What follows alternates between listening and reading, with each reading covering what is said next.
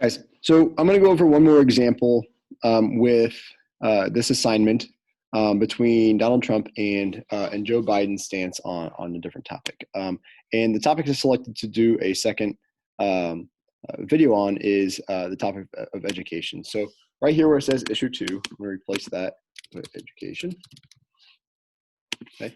And then like we did with the pandemic response, I'm going to read what each candidate's stance is on the topic, and then we will jot it down, a summary down in these boxes. So this is for Donald Trump on education. Education has become a big issue for voters in the U.S., in part because inequalities in public education nationwide are hurting students of color. Many schools are segregated by race and wealth. School districts primarily serving Black students and other students of color receive much less in state and local funding per student than mostly white districts, which are usually wealthier. Another education issue Americans are concerned about is skyrocketing college costs, which many people are struggling to pay. In his State of the Union address this year, President Donald Trump said that too many American children are trapped in failing government schools, referring to public schools, which are run by state and local governments. Trump has made school choice a focus of his education policies. That means he wants to help give more families the ability to choose between traditional public schools, charter schools, and private schools.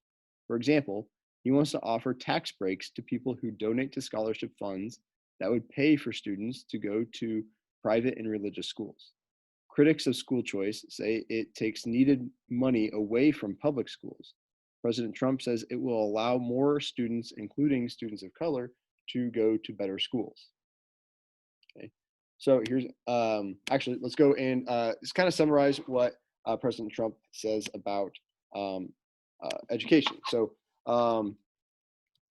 Trump's focus is on school choice, and all this means is that he wants families to be able to choose between private schools and public schools, even though private schools can be a little bit pricier.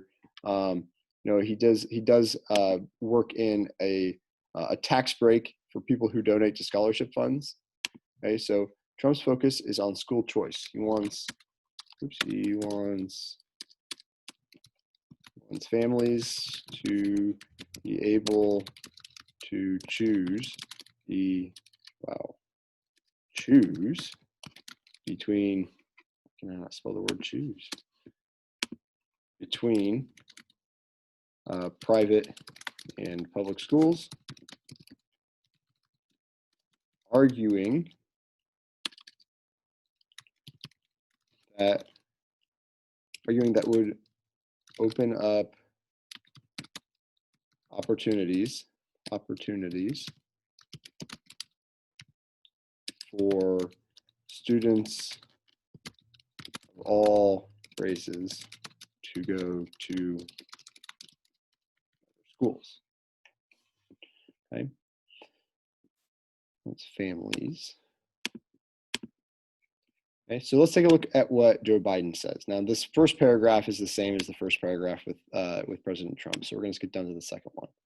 Joe Biden says he wants to make sure all students have access to high-quality educational opportunities from preschool through college and attend schools with diverse populations. For example, he says that as president, he would work to eliminate the funding gap between school districts serving mostly white students and those that primarily serve students of color. Biden has also said that he wants the U.S. government to provide money to school districts to create plans to diversify their schools. In addition, he wants to make tuition at public colleges and universities free for many families. Okay, so let's head back to our page here. All right, and so Biden focuses on school diversity, closing the funding gap between primarily white schools and schools that serve a primarily serve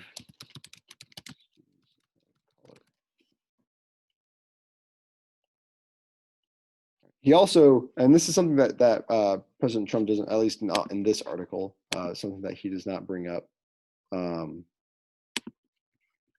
He also says that he would like to make college free for many families.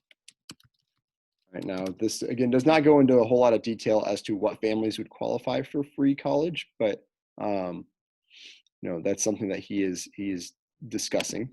Right. And again, if you want to learn more about the issue as a whole, you go ahead and click on more about, learn more about education. And so again, same thing like we did with the pandemic response. You're going to take a look at their plans here. You're going to write a plus with who you disagree or agree with, and then a minus who you agree with. Okay.